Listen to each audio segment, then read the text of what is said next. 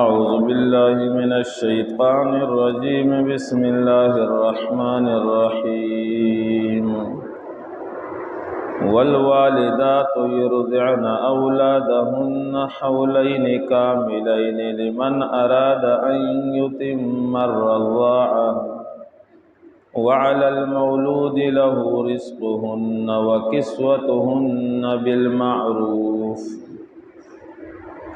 گزشتہ آیات میں اللہ رب العزت نے عورتوں کے احکام کو بیان فرمایا، یعنی طلاق، عدت اور رجعت کے احکام کو بیان فرمایا۔ اب اگلی آیت کے اندر اللہ رب العزت بچوں کے احکام یعنی مدت رضاعت اور رضاعت پر اجرت کے احکام کو بیان فرما رہے ہیں۔ والوالدات یرضعن اولادہن حولین کاملین۔ آیت سمجھنے سے پہلے ایک مسئلہ سمجھنا ضروری ہے۔ جمہور علماء کے نزدیک مدت رضاعت 2 سال ہے۔ امام اعظم ابو حنیفہ رحمۃ اللہ علیہ کے نزدیک مدت رضاعت 2.5 سال ہے۔ جمہور حضرات مدت رضاعت پر اس آیت سے استدلال کرتے ہیں کہ حولین کاملین، کہ مائے دودھ پلائے اپنی اولاد کو پورے 2 سال۔ امام ابو حنیفہ رحمۃ اللہ علیہ فرماتے ہیں کہ مدت رضاعت 2 سال نہیں ہے بلکہ 2.5 سال ہے۔ امام ابو حنیفہ رحمۃ اللہ علیہ کی دلیل سورۃ احقاف 26ویں سپارے کے اندر مذکور ہے۔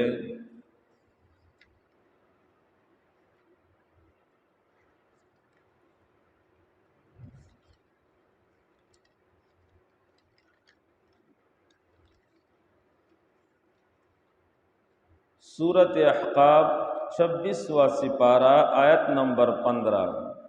اللہ پاک فرماتے ہیں وَوَصَّيْنَا الْإِنسَانَ، اور ہم نے حضرت انسان کو تاکیدی حکم دیا بِوَالِدَيْهِ إِحْسَانًا، والدین کے ساتھ اچھا سلوک کرنے کا۔ حَمَلَتْهُ أُمُّهُ كُرْهًا، اٹھاتی ہے اس کو اس کی ماں کرہا، تکلیف کے ساتھ۔ حمل بڑھتا ہے، عورت کی تکلیف بڑھتی چلی جاتی ہے۔ وَوَضَعَتْهُ كُرْهًا، اور جنتی ہے اس بچے کو تکلیف کے ساتھ۔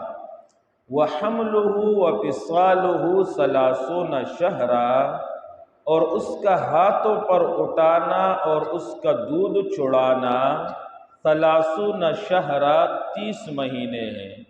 تو امام ابو حنیفہ رحمۃ اللہ علیہ فرماتے ہیں کہ یہاں جو پہلے حملت کا ذکر ہے تو اس سے مراد ماں کا بچے کو پیٹ میں اٹھانا ہے، اور جو دوسرا حمل ہے یہ پیٹ کے اندر اٹھانا مراد نہیں ہے بلکہ گود میں اور ہاتھوں پر اٹھانا مراد ہے۔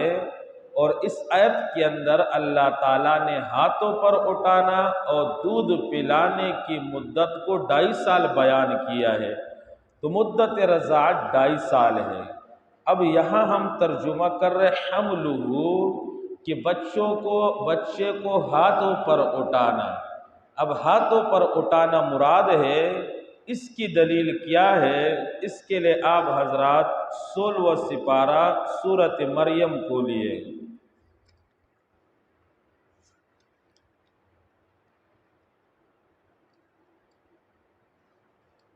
سورۃ مریم 16واں سپارہ آیت نمبر 27۔ لمبا واقعہ ہے۔ حضرت مریم کو حمل ٹھہرا، حضرت جبرائیل کی پھونک مارنے سے پھر اللہ تعالیٰ نے حضرت عیسیٰ دیا، پھر حکم ہوا کہ قوم کے سامنے اسے لے جائے۔ جب قوم کے پاس آ گئی فَأَتَتْ بِهِ قَوْمَهَا، لے کر آئی اس بچے کو قومہا، اپنے قوم کے سامنے، تحملہ ہاتھوں پر اٹھاتے ہوئے، تو یہ مراد نہیں کہ پیٹ میں حمل تیرا، یہاں پر ہے تحملہ گود میں اٹھائے ہوئے، ہاتھوں میں اٹھائے ہوئے، بی مریم حضرت عیسیٰ کو قوم والوں کے سامنے لے کر آئے۔ تو یہاں پر امام ابو حنیفہ فرماتے ہیں کہ حمل کا معنی ہے ہاتھوں پر اٹھانا، کیونکہ حملت کا ذکر پہلے گزر چکا ہے۔ یہ وضاحت آپ کے سامنے اس لیے کی کہ غیر مقلدین سے آپ کا واسطہ پڑے گا، وہ آپ حضرات کے سامنے اس آیت کو پیش کریں گے کہ دیکھو امام ابو حنیفہ کا قول قرآن پاک کے خلاف ہے۔ اللہ تعالیٰ فرماتے ہیں کہ 2 سال مدت رضاعت ہے، ماں بچے کو 2 سال دودھ پلائے۔ امام ابو حنیفہ کہتے ہیں کہ نہیں 2.5 سال پلائے۔ تو اب امام ابو حنیفہ کی بات مانو گے تم شرک کرو گے یا اللہ کی بات مانو گے؟ تو اسی طریقے سے جو قرآن پاک کی چند آیتیں یا ترجمے سے سیکھ لیتے ہیں یا ڈاکٹروں سے سیکھ لیتے ہیں، وہ پھر امام اعظم ابو حنیفہ جیسے ہستی پر اعتراض کرنے لگتے ہیں۔ قرآن ان کو آتا ہے جن کے سامنے رٹا لگائے ہوئے چند آیتوں کی تفسیر نہ ہو، جس کے ذہن کے سامنے 6666 آیتیں ہو، تو وہ قرآن پاک کی آیت کی صحیح تفسیر بیان کرے گا۔ امام ابو حنیفہ رحمۃ اللہ علیہ فرماتے ہیں کہ مدت رضاعت 2.5 سال ہے۔ دلیل سورۃ احقاف 26واں سپارہ 30 شہر، اللہ نے فرمایا 30 مہینے ہیں۔ تو بہرحال امام ابو حنیفہ نے فرمایا ہے اگر میرا کوئی بھی قول قرآن اور حدیث کے خلاف ہو تو اس کو دیوار پر مارو، لیکن امام ابو حنیفہ رحمۃ اللہ علیہ نے قرآن اور حدیث کی وضاحت کی ہے، مسائل نکالے ہیں، قرآن اور حدیث کے مخالف نہیں۔ اور بہرحال جتنے بھی آپ ان کی تفسیریں دیکھو گے جن کو صرف اور نحو سے تھوڑا سے واسطہ ہے، اگر آپ میرا ترجمہ جو ہم نے اپنے استاذوں سے سیکھا ہے وہ ترجمہ یاد رکھو گے تو کوئی بھی آپ کے اوپر اعتراض نہیں کر سکتا، نہ گمراہ کرنے کی کوشش کر سکتا ہے۔ اب جتنے بھی تفسیریں آپ دیکھو گے یا غیر مقلدین کے دوسروں کی وہ ترجمہ کریں گے جو میں آپ کے سامنے غیر مقلدین کا ترجمہ پیش کر رہا ہوں۔ والوالدات یرضعن، مائیں دودھ پلائے اولادہن، اپنے اولاد کو، حولین کاملین، پورے 2 سال۔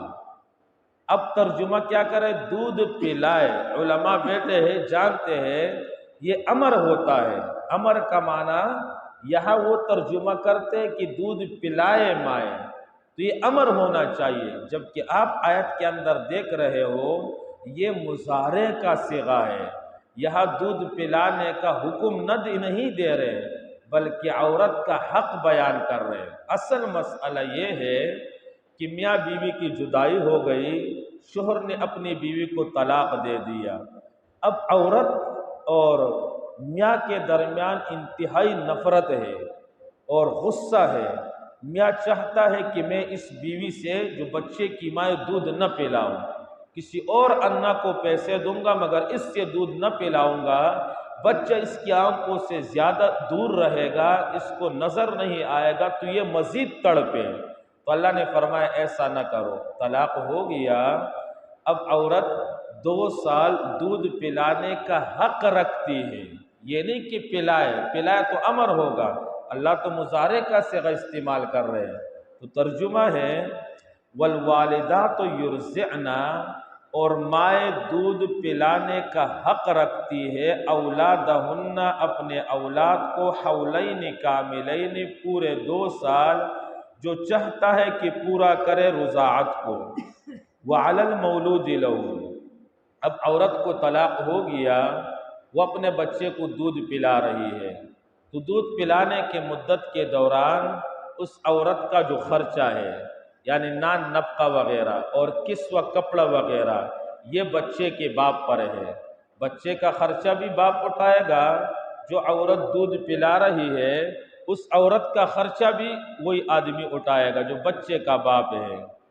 وعلی المولود لہ، اور لڑکے والے پر لازم ہے رزقہن، ان کو روزی دینا، وکسوتہن اور کپڑا پہنانا بالمعروف دستور کے موافق، لا تکلف نفس الا وسعها ذمہ داری نہیں ڈالی جاتی کسی نفس پر مگر اس کے گنجائش کے موافق، لا تضار والدۃ بولدها۔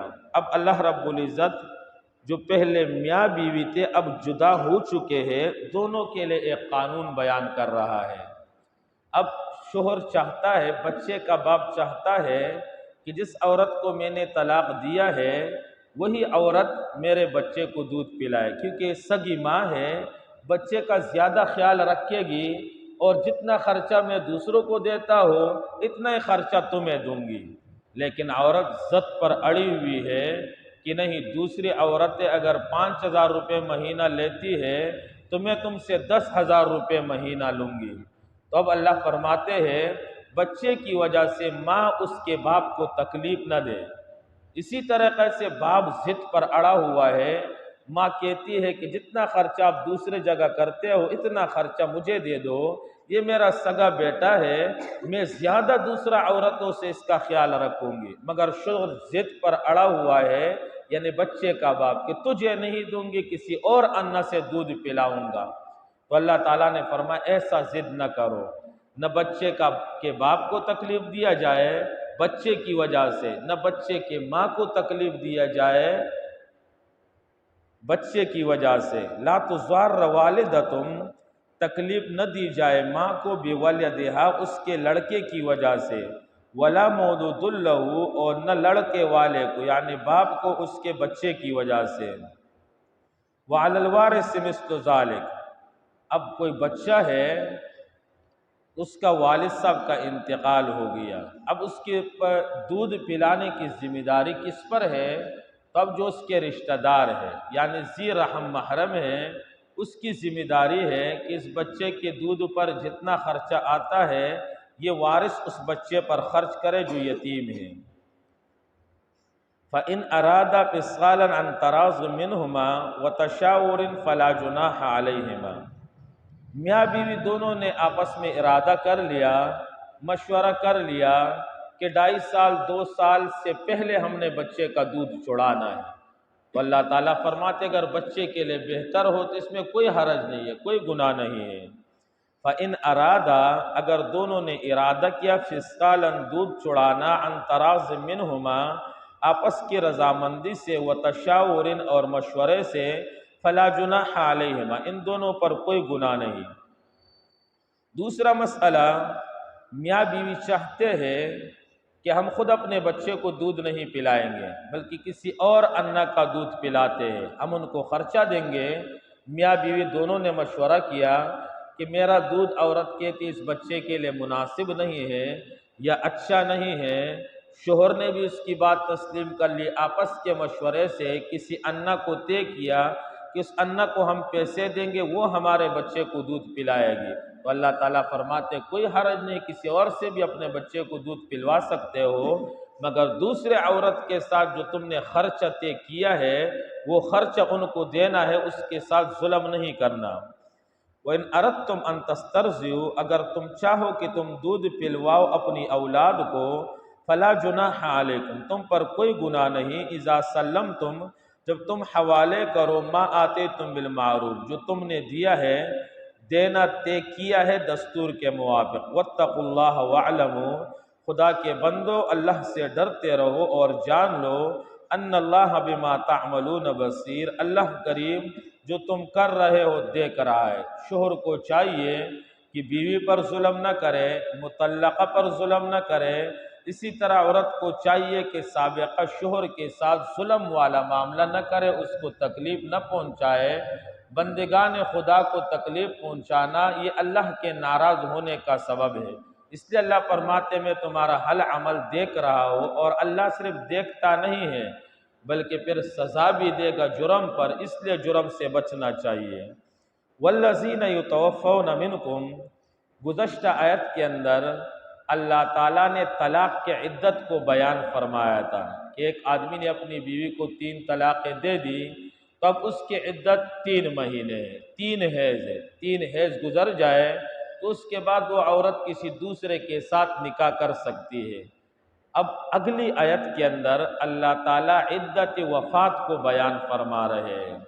ایک عورت ہے، اس کے شوہر کا انتقال ہو گیا، تو اب اس عورت پر لازم ہے کہ 4 مہینے 10 دن یہ عورت عدت گزارے، کسی کے ساتھ نکاح نہیں کر سکتی اور زیب و زینت اختیار کر کے گھر سے باہر نہیں نکل سکتی ہے، تو اس کی عدت وفات 4 مہینے اور 10 دن ہے، 4 اشہر و عشرہ۔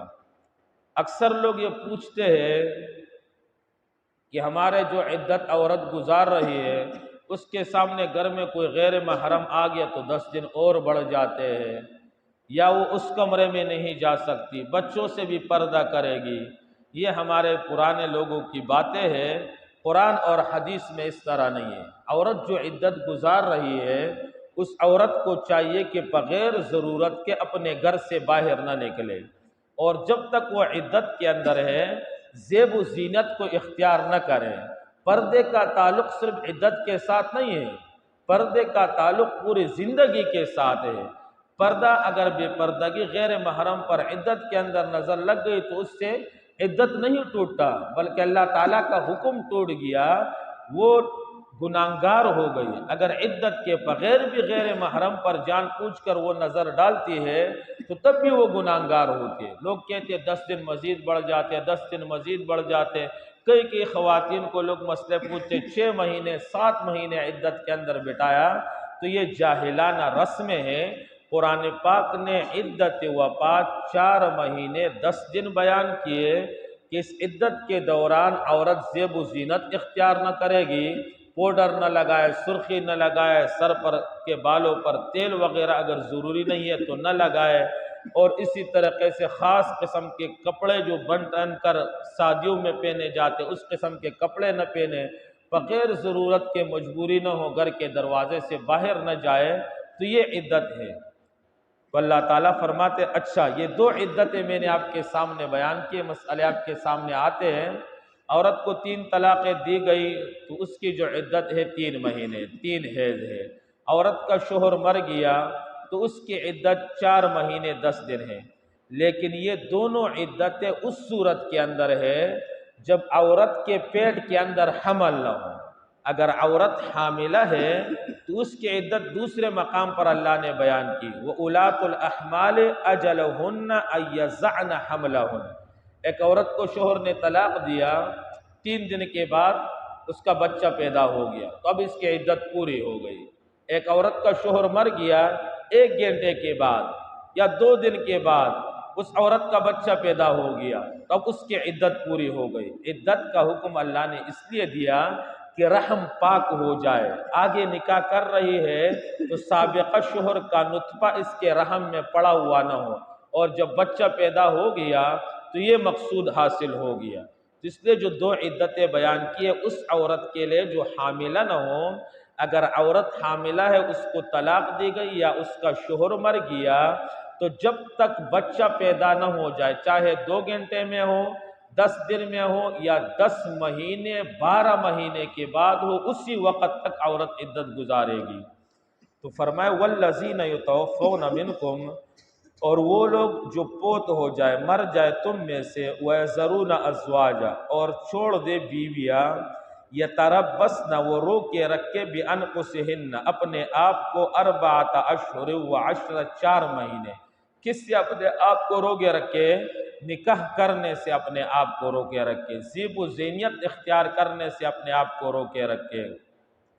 فَإِذَا بَلَغْنَ أَجَلَهُنَّ، پر جب وہ پہنچ جائے اپنی مدت کو، یعنی عدت وفات عورتیں پوری کر لے، فَلَا جُنَاحَ عَلَيْكُمْ، تم پر کوئی گناہ نہیں، فِيمَا فَعَلْنَ فِي أَنفُسِهِنَّ، جو وہ عورتیں کرے بالمعروف، شریعت کے موافق۔ یعنی عورت کی عدت پوری ہو گئی ہے، اب عورت نکاح کرنا چاہتی ہے تو اللہ تعالیٰ وارثوں کو فرما رہے ہیں کہ تم اس پر ظلم زبردستی نہ کرو، اس کو نکاح کرنے سے نہ روکو۔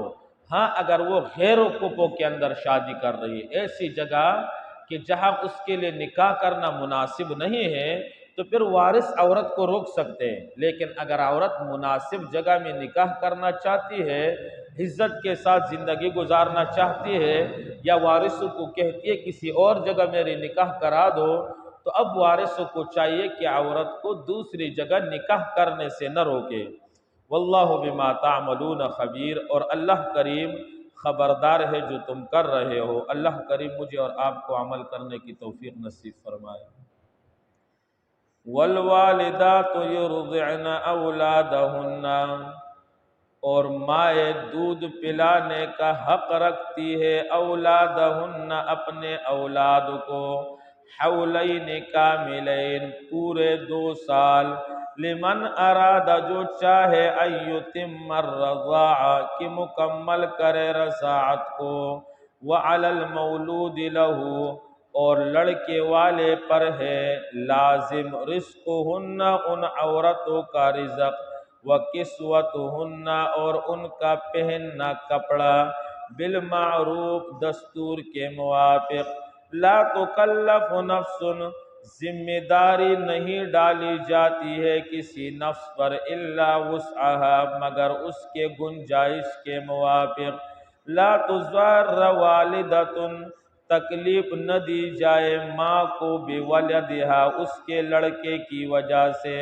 ولا مولود لہ اور نہ لڑکے والے کو یعنی باپ کو بولدہ اس لڑکے کی وجہ سے، وعلی الوارث اور وارث پر لازم ہے مثل ذالک اسی طرح، فَإِنْ أَرَادَ اگر چاہے میاں بیوی فصالاً دودھ چڑانا، عن تراض منہما آپس کی رضامندی سے، وتشاور اور مشورے سے، فلا جناح علیہما نہیں ہے کوئی گناہ ان دونوں پر، وَإِنْ أَرَدْتُمْ اور اگر تم چاہو ان تسترضعوا کہ تم دودھ پلواؤ اولادکم اپنی اولاد کو، فلا جناح علیکم نہیں ہے کوئی گناہ تم پر، اذا سلمتم جب تم حوالے کرو، ما آتے تم جو تم نے دیا ہے، بالمعروف دستور کے موافق، واتقوا اللہ واعلموا اللہ سے ڈرتے رہو اور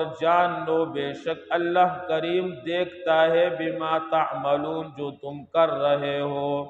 والذین یتوفون اور وہ لوگ جو مر جائے تم میں سے، وَيَذَرُونَ أَزْوَاجًا اور چھوڑ دے بیویاں، يَتَرَبَّصْنَ بِأَنفُسِهِنَّ رو کے رکھ کے وہ عورتیں اپنے آپ کو نکاح سے اور زیب و زینت سے، 4 اشہر و 10 4 مہینے 10 دن، فَإِذَا بَلَغْنَا پس جب وہ پہنچ جائے اپنی مدت کو یعنی عدت پوری ہو جائے، فَلَا جُنَاحَ عَلَيْكُمْ پس نہیں ہے تمہارے اوپر کوئی گناہ، فِيمَا فَعَلْنَا پس جو وہ عورتیں کرے، فِي أَنفُسِهِنَّ اپنے حق میں، بالمعروف دستور کے موافق، واللہ بما تعملون خبیر اور اللہ کریم خبردار ہے جو تم کر رہے ہو۔